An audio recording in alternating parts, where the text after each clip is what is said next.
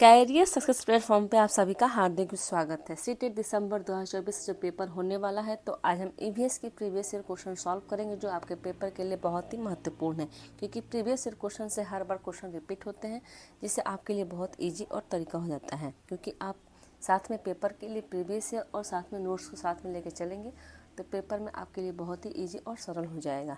तो आज के सेट का फर्स्ट क्वेश्चन है, कोई व्यक्ति अहमदाबाद से तिरुवनंतपुरम जाने के लिए 6 सितंबर 2022 को ट्रेन में सवार हुआ। यह ट्रेन अहमदाबाद से 11:30 बजे चली और 8 सितंबर 2022 को 3 बजे सुबह को तिरुवनंतपुरम पहुंची। यदि ट्रेन द्वारा चली गई दूरी इतने 22-27 किलोमीटर है, तो ट्रेन की औसत चाल इस उसने पूछा है। तो हम देखते हैं कि कब। उसने कहा कि 6 सितंबर 2022 को उसने अहमदाबाद से 11:30 बजे सुबह को चली AM, ठीक। और 8 सितंबर मतलब 2 दिन बाद, तो 7 सितंबर भी इसमें ऐड कर दें, तो ये हो जाएगा आपका 7 सितंबर का ले लेंगे तो हो जाएगा हमारा ये 24 घंटे।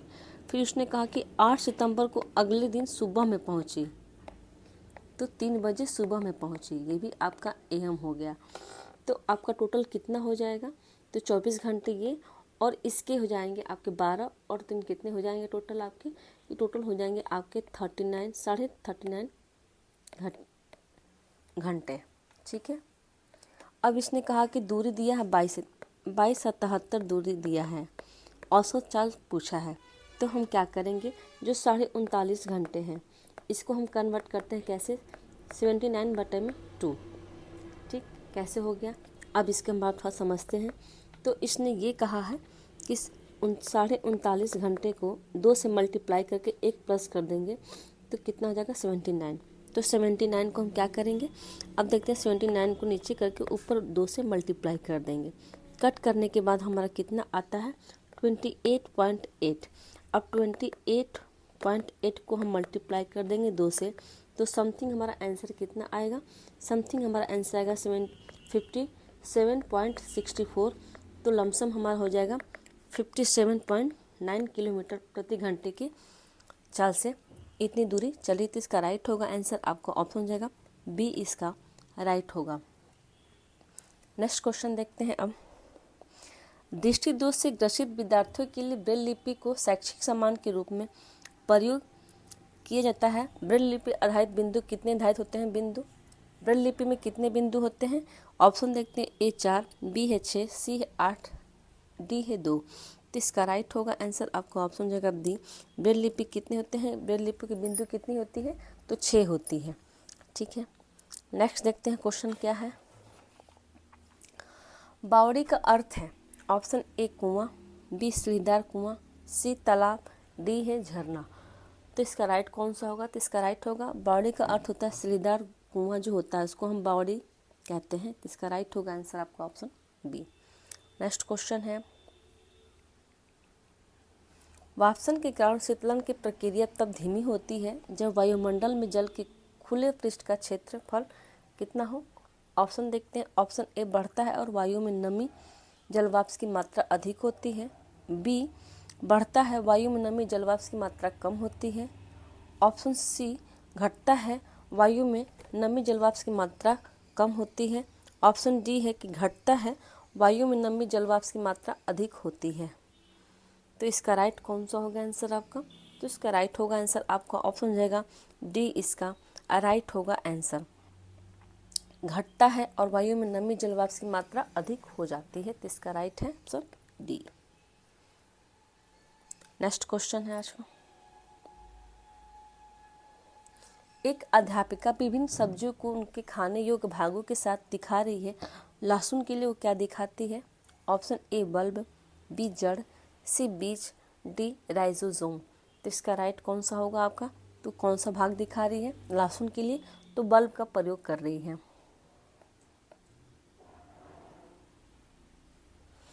नेक्स्ट क्वेश्चन है आज का,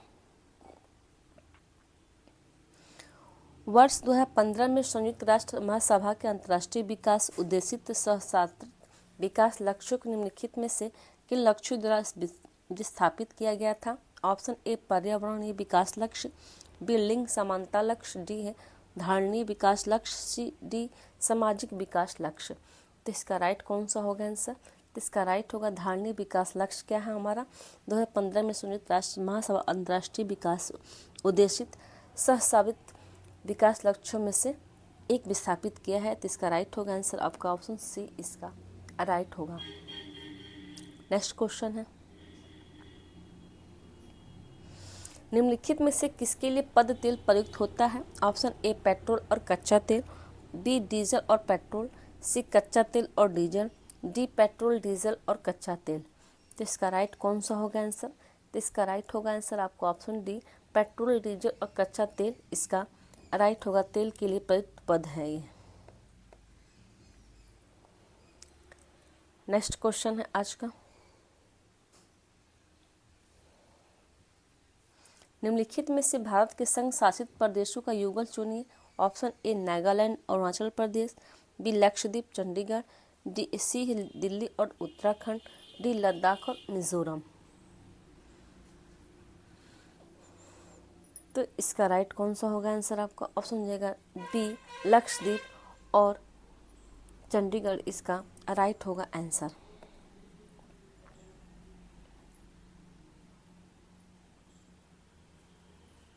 नेक्स्ट क्वेश्चन है आज का, निम्नलिखित में से कौन सा से कथन जल विभाजक प्रबंधन के संदर्भ में सही है? ऑप्शन ए भूमिगत तथा सतही जल का संरक्षण, बी दिया है कि व्यक्तिगत स्तर पर संभाला जा सकता है, सी योजना बनाने के लिए निधि कोष का आवंटन का निर्धारण, डी जल के संरक्षण हेतु जल विभाजक पॉलिसी का गठन करना। ए है कि ए और बी दोनों सही है, बी है कि ए सी डी सही है, सी है कि ए बी सी सही है, डी में केवल ए बता रहा कि सही है। तो इसका राइट कौन सा होगा आंसर? अब तक इसका राइट होगा आंसर आपका ऑप्शन बी ए सी डी इसका सही होगा आंसर।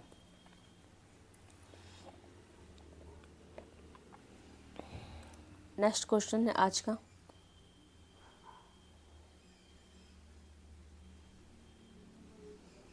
निम्नलिखित में से कौन सा भारत का राष्ट्रीय वृक्ष है? ऑप्शन ए पीपल का वृक्ष, ऑप्शन बी नीम का वृक्ष, सी बरगद का वृक्ष, डी कदम का वृक्ष। तो इसका राइट कौन सा होगा आंसर आपका? तो इसका राइट होगा आंसर आपका ऑप्शन सी बरगद का वृक्ष क्या है भारत का राष्ट्रीय वृक्ष के नाम से जाना जाता है। इसका साइंटिफिक नाम क्या है इसका बरगद का? तो इसको हम फाइकस बेंगोलेसिस या बरगद का पेड़ भारत का राष्ट्रीय वृक्ष भी कहते हैं। इसका क्या है साइंटिफिक नेम, वैज्ञानिक नाम क्या है इसका? तो फाइकस बेंगालेसिस।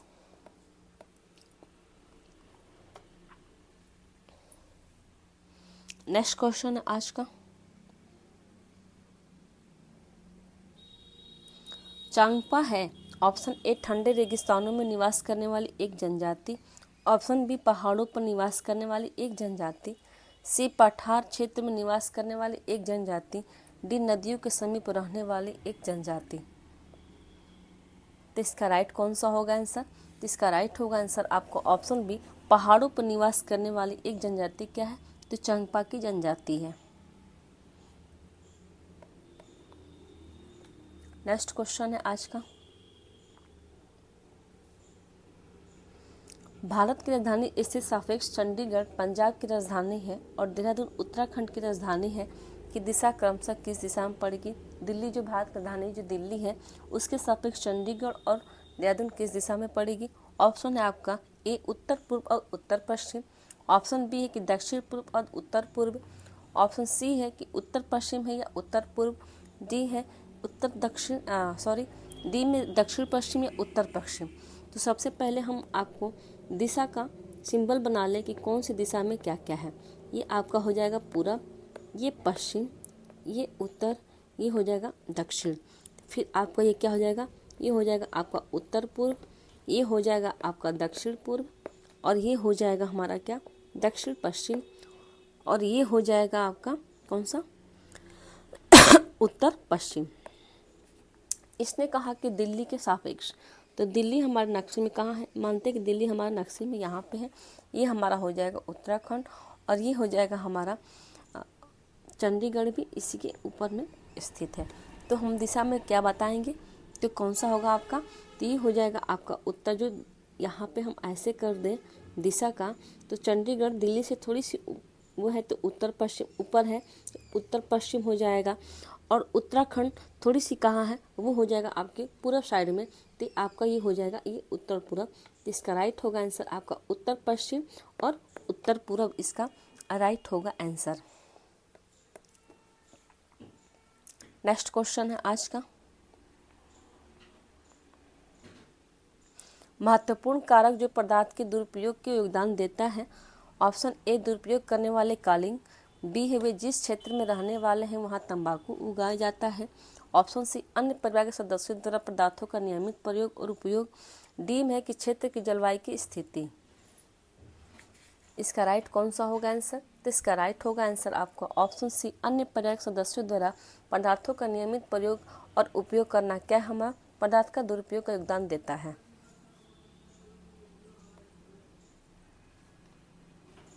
नेक्स्ट क्वेश्चन है आज का, सामाजिक विज्ञान में प्रवसन एक महत्वपूर्ण संप्रत्यय है। उत्प्रवासन मूलतः निम्नलिखित में से किसे निर्दिष्ट करता है। ए एक देश से दूसरे देश में स्थान बदलना, बी एक शहरी क्षेत्र से दूसरे शहरी क्षेत्र में स्थान बदलना, सी एक देश से बाहर स्थान बदलना, डी एक देश में अंदर स्थान बदलना।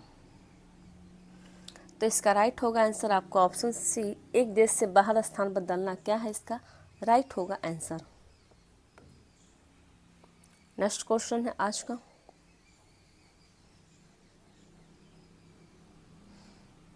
वह स्थान जहां चांगपा अपनी भेड़ें और बकरियां रखते थे वो क्या कहलाते हैं। ये सारे एनसीईआरटी की बुक की क्वेश्चन है, जो आपको एनसीईआरटी थर्ड की जो न्यू बुक आई है उससे भी कुछ हमने मटेरियल कलेक्ट कर लिए हैं जो आपके पेपर के लिए बहुत ही महत्वपूर्ण है, और कुछ पुरानी बुक की भी है जो आपको जल्दी से हम प्रोवाइड कराएंगे। आप उसे ज़रूर देखें और उस वीडियो को शेयर एंड लाइक ज़रूर करें। तो आज का क्वेश्चन है कि वो स्थान जहाँ चांगपा अपनी भेड़ बकरी रखते थे वो क्या कहलाते हैं। ऑप्शन ए रेबो, बी है लेखा, सी है सेड, डी पेन। तो इसका राइट कौन सा होगा आंसर आपका, इसका राइट होगा आंसर ऑप्शन बी लेखा उसको कहा जाता है। आज का नेक्स्ट क्वेश्चन है,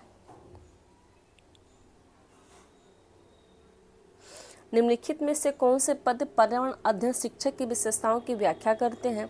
ए विषय वस्तु संचारक, बी अधिगम सहजकर्ता, सी सह अधिगमकर्ता, डी व्यवहार रूपांतर करता।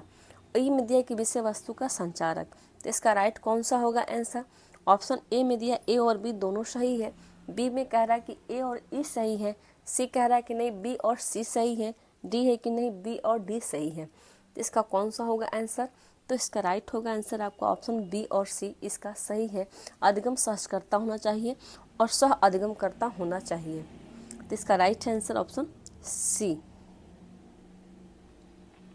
नेक्स्ट क्वेश्चन देखते हैं आज का,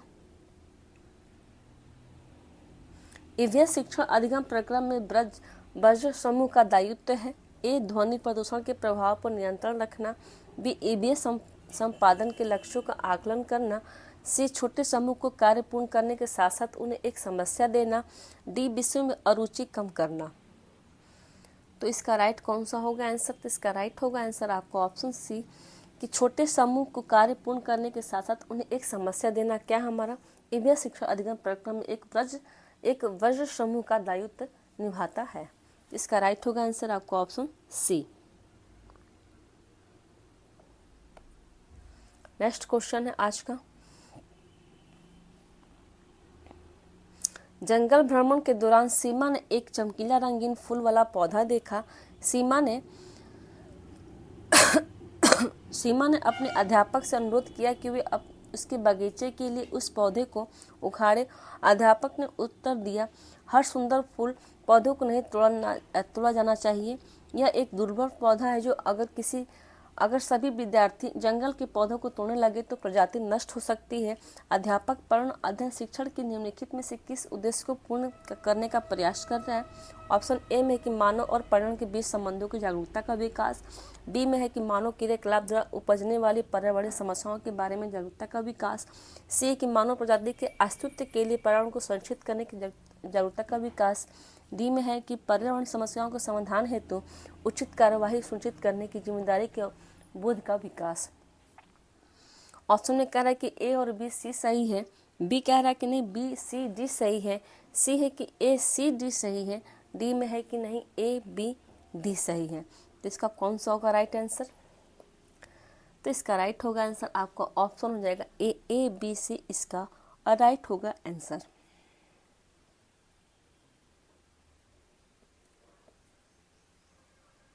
नेक्स्ट क्वेश्चन है आज का, किसी चिन्हित पर्यावरणीय समस्या के अध्ययन के लिए कौन सी विधि सर्वदा उपयुक्त है? ए साक्षात्कार विधि, बी अवलोकन विधि, सी समस्या समाधान विधि, डी है प्रश्न उत्तरी विधि। तो इसका राइट होगा आंसर आपका ऑप्शन हो जाएगा सी समस्या समाधान विधि इसका राइट होगा आंसर।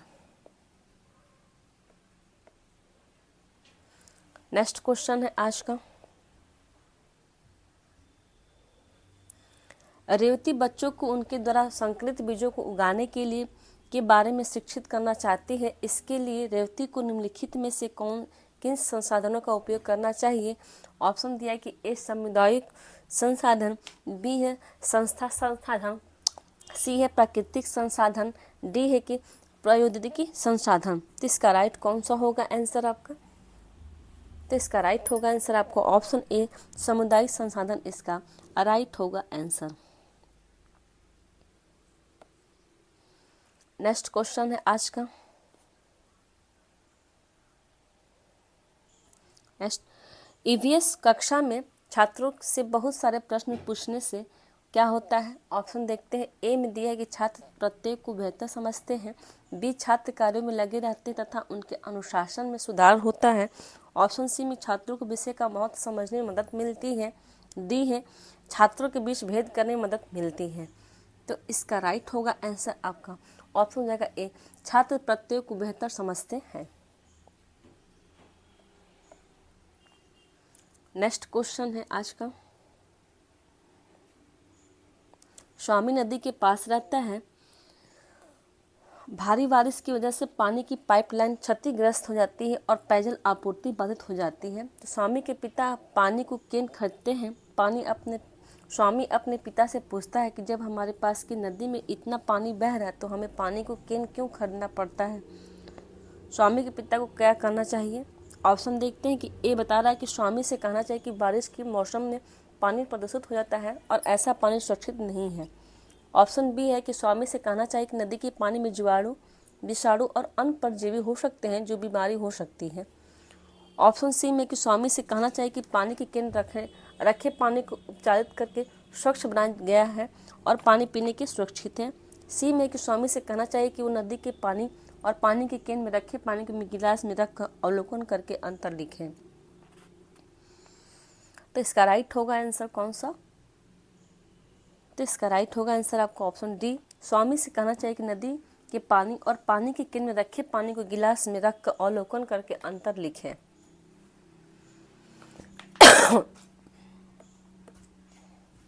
नेक्स्ट क्वेश्चन है, प्रभावी विचार विमर्श क्या है? ऑप्शन ए मूल विषय से हट जाता है, ऑप्शन बी कि सहभागिता को प्रोत्साहित करता है, सी आलोचना शामिल करता है, डी सर्वोत्तम दृष्टिकोण की पहचान करने में मदद करता है। तो इसका राइट कौन सा होगा आंसर आपका? तो इसका राइट होगा आंसर आपका ऑप्शन बी सहभागिता को प्रोत्साहित करता है क्या? हमारा प्रभावी विचार विमर्श को। नेक्स्ट क्वेश्चन है, कक्षा 5 ने विद्यालय उद्यान के कुछ पौधे लगाने की योजना बनाई। सुझाव दिया कि लड़कों ने गड्ढा खोदकर मिट्टी बाहर निकालना चाहिए और लड़कियों को पौधे पानी देने देगी। कुछ ने इस विरोध करते हुए कहा कि लड़कियां गड्ढा क्यों नहीं खोद सकती। कक्षा अध्यापक इस मुद्दे को कैसे संबोधित करना चाहिए? ऑप्शन है आपका बच्चों को कहना चाहिए कि टेसी सही है क्योंकि लड़के लड़कियों शारीरिक रूप से ज़्यादा ताकतवर होते हैं। बी में कह रहा है कि बच्चों से कहना चाहिए कि लड़कियां लड़कों से ज़्यादा ध्यान रखती है इसलिए उन्हें इसी पौधों को पानी देना चाहिए, उन्हें पौधों को पानी देना चाहिए। सी में कि बच्चों से कहना चाहिए कि पानी पसंद के अनुसार पौधे लगाने में अपनी भूमिका चुन सकते हैं। डी कि बच्चों से कहना चाहिए कि वे इस पर चर्चा करें कि लड़के लड़की को क्या करना चाहिए और वैसा क्यों सोचते हैं। तो इसका राइट कौन सा होगा आंसर आपका? तो इसका राइट होगा आंसर आपका डी। बच्चों से करना चाहिए कि इस पर चर्चा करें कि लड़के और लड़कियों को क्या करना चाहिए, ये ऐसा क्यों सोचते हैं। ये राइट होगा आंसर इस चीज़ का। नेक्स्ट क्वेश्चन है,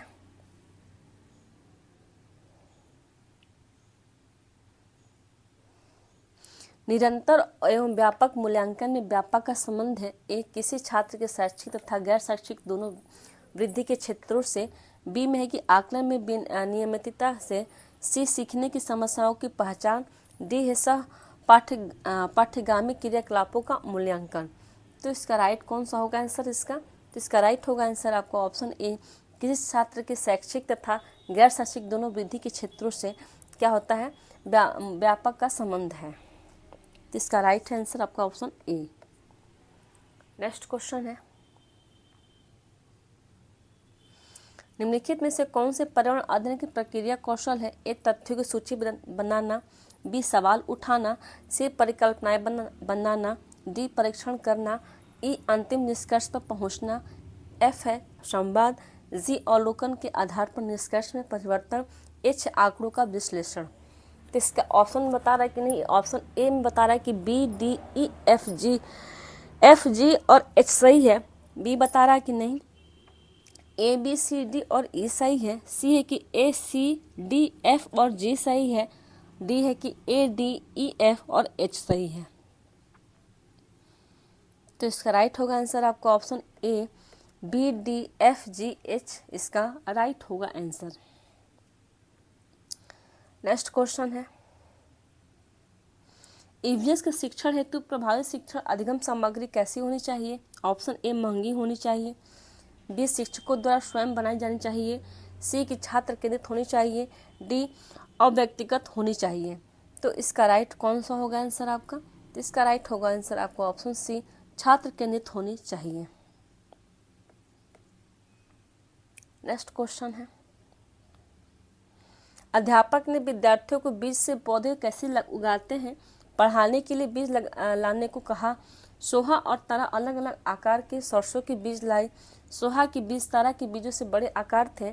अध्यापक ने विद्यार्थियों से पूछा कौन से बीज बड़े आकार के पौधे बनाएंगे। विद्यार्थियों की निम्नलिखित में से कौन सी प्रतिक्रिया उपयुक्त होगी? ए है कि बड़े आकार के बीजों से बड़े पौधे उगेंगे। बी है कि छोटे आकार के बीजों से छोटे पौधे उगेंगे। सी है कि बड़े और छोटे आकार के बीजों से एक जैसे आकार के पौधे उगेंगे। डी है कि बीजों को बोकर देखना पड़ेगा कि कौन से बीज से बड़े पौधे उगेंगे। तो इसका राइट कौन सा होगा आंसर? तो इसका राइट होगा आंसर आपको ऑप्शन डी, बीजों को बोकर देखना पड़ेगा कि कौन से बीज से बड़े पौधे उगेंगे।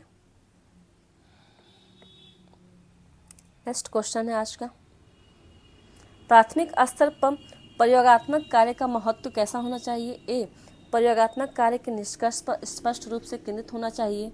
बी में कि जानकारी को लंबे समय तक बनाए रखने में सहायक होना। सी, सीखने की प्रक्रिया में शिक्षक की भूमिका को बढ़ावा देना। डी, कि छात्रों के भावात्मक क्षेत्र को बढ़ावा देना चाहिए। तो इसका राइट कौन सा होगा आंसर? तो इसका राइट होगा आंसर आपका ऑप्शन होगा बी, जानकारी को लंबे समय तक बनाए रखने में सहायक होना चाहिए। नेक्स्ट क्वेश्चन है, शबाना वर्गीकरण पढ़ाने के लिए एक गतिविधि संचालित कर रही थी कि उसने अपने विद्यार्थियों को वस्तुओं को विभिन्न समूह में रखने को कहा।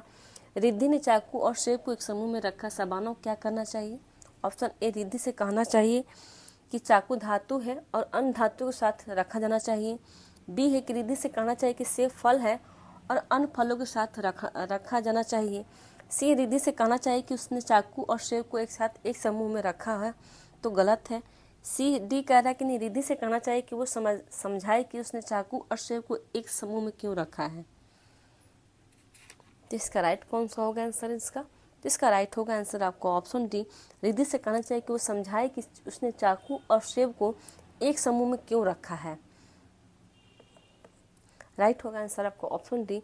वीडियो को like and subscribe and share ज़रूर करें। Thank you.